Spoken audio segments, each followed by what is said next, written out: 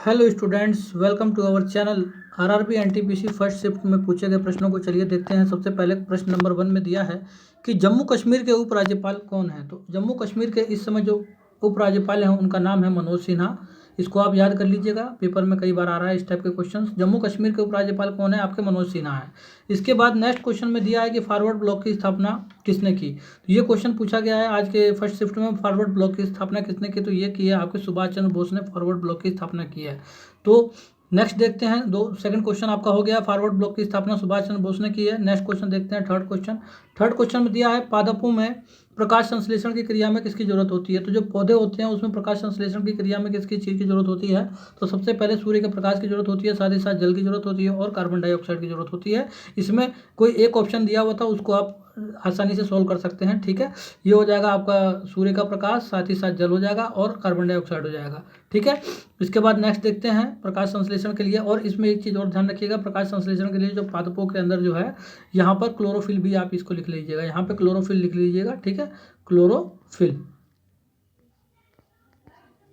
ठीक है, तो ये क्लोरोफिल आपका हो जाएगा यहाँ से। इसके अंदर ये जो पौधों में जो है, क्या कहते हैं, पत्तों में, लीव्स के अंदर जो हरे कलर का जो पिगमेंट होता है उसको हम क्लोरोफिल कहते हैं। तो इस क्लोरोफिल के वजह से ही प्रकाश संश्लेषण होता है, तो इस चीज़ को ध्यान रखिएगा आप। ठीक है, जो बाहर से जो जरूरत होती है, एक तो सूर्य के प्रकाश की, फिर एक जल की, और ये जो आपका जल कहाँ से आता है, आपका नीचे उससे आता है, आपका रूट से आता है, और आपका CO2 एनवायरमेंट से आता है। ठीक है, इसके बाद फोर्थ देखते हैं, काफ़ी इंपॉर्टेंट प्रश्न है, कई बार क्वेश्चन पूछा जा चुका है ये।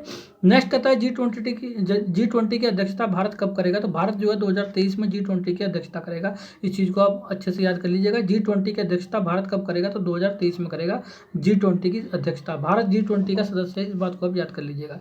नेक्स्ट क्वेश्चन नंबर 5 देखते हैं।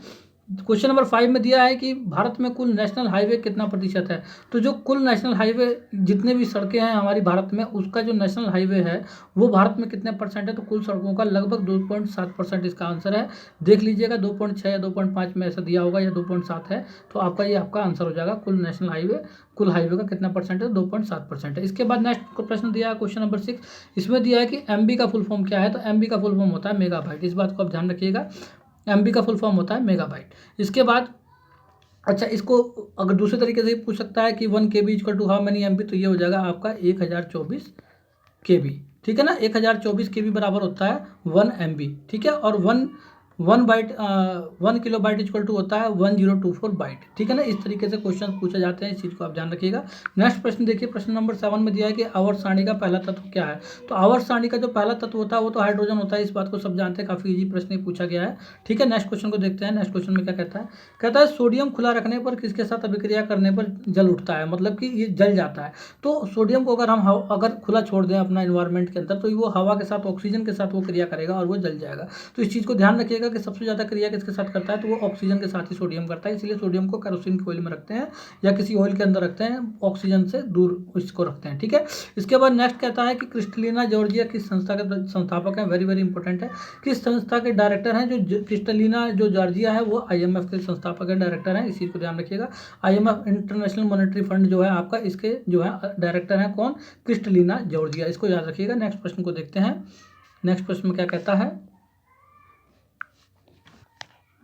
नेक्स्ट प्रश्न नंबर 10 में दिया है कि गर्भाशय से कौन सा एंजाइम स्रावित होता है।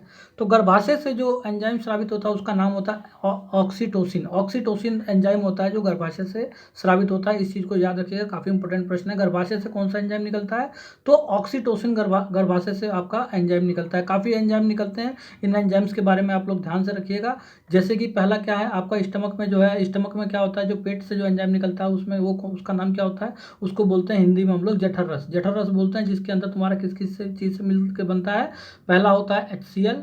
ठीक है, इसके बाद तुम्हारा क्या होता है, इसी के अंदर पेप्सिन होता है, ध्यान रखिएगा, पेप्सिन होता है।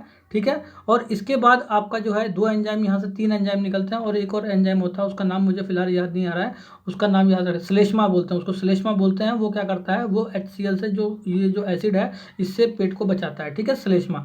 तो 3 एंजाइम तुम्हारे पेट से निकलते हैं। फिर एक एंजाइम आपका कहाँ से निकलता है, एक एंजाइम आपका निकलता है कहाँ से, लीवर से निकलता है, जो आपका वो होता है, क्या कहते हैं, लीवर से एक एंजाइम निकलता है, उसका नाम जो है उसका नाम है, लीवर से जो एंजाइम निकलता है उसका नाम याद नहीं आ रहा है, वो वसा का पाचन करता है वो। ये तुम्हारा पेप्सिन जो है वो किसका पाचन करता है, प्रोटीन का पाचन करता है, ठीक है, पेप्सिन जो एंजाइम है। और जो लीवर से जो निकलता है वो क्या करता है, वो वसा का पाचन करता है। लीवर में आपका जो है उसका नाम याद नहीं आ रहा है मुझे, चलिए कोई बात नहीं, उसको आप ये देख लीजिएगा, काफ़ी इजी है, उसका नाम मैं फिलहाल इस माइंड में नहीं आ रहा है मेरे, ठीक है ना। इसके बाद आपके अग्नाशय से 2 एंजाइम निकलते हैं, ठीक है, उनको भी याद रखना। एक इंसुलिन निकलता है अग्नाशय से, कौन सा एंजाइम निकलता है, इंसुलिन निकलता है, ठीक है। और एक और एंजाइम निकलता है, उसके अंदर 3 वो होते हैं एंजाइम। तो इन चीज़ों को आप लोग पढ़ लेना, काफ़ी इंपॉर्टेंट है, यहाँ से क्वेश्चन बार बार रिपीट हो रहे हैं पेपर में, ध्यान रखिए एंजाइम से संबंधित। चलिए नेक्स्ट देखते हैं। नेक्स्ट प्रश्न में कहता है कि विंबलडन 2019 में नियम तोड़ने के लिए किस खिलाड़ी पर $10,000 का जुर्माना लगाया गया। तो विंबलडन जो 2019 में जो नियम तोड़ा गया है, तो वो किस खिलाड़ी ने तोड़ा था, तो इसने सेरेना विलियम्स ने तोड़ा था। इनके ऊपर $10,000 का जुर्माना, $10,000 का जो है जुर्माना लगाया गया था 2019 में विंबलडन गेम्स में सेरेना विलियम्स के ऊपर। ठीक, नेक्स्ट प्रश्न में दिया है कि झंडा दिवस कब मनाया जाता है। तो 7 दिसंबर को झंडा दिवस मनाया जाता है, इस चीज़ को याद रखिएगा आप लोग, 7 दिसंबर को झंडा दिवस मनाया जाता है। नेक्स्ट प्रश्न को देखते हैं। नेक्स्ट प्रश्न में कहता है IRDAI का फुल फॉर्म क्या है। तो IRDAI का फुल फॉर्म जो है सब बच्चे जानते होंगे। IRDAI होता है insurance regulatory and development authority of India. Insurance regulatory and development authority of India, इसको याद कर लीजिएगा। इस टाइप के फुल फॉर्म भी पूछे जा रहे हैं इस समय। नेक्स्ट प्रश्न देखते हैं। नेक्स्ट प्रश्न में कहता है बांग्लादेश कब स्वतंत्र हुआ। तो सबको पता है कि बांग्लादेश जो आपका 1971 में स्वतंत्र हुआ है, लेकिन यहाँ पर डेट भी आपकी पूछ ली गई थी, ये आपका 26 मार्च 1977 को। तो बांग्लादेश कब स्वतंत्र हुआ है, तो 26 मार्च 1971 को आपका बांग्लादेश स्वतंत्र हुआ है। मेरा पढ़ा हुआ आपको अच्छा लगा तो जरूर हमारे चैनल को सब्सक्राइब कीजिएगा, साथ ही साथ लाइक बटन जरूर हिट कीजिएगा। और ओके स्टूडेंट्स, बाय।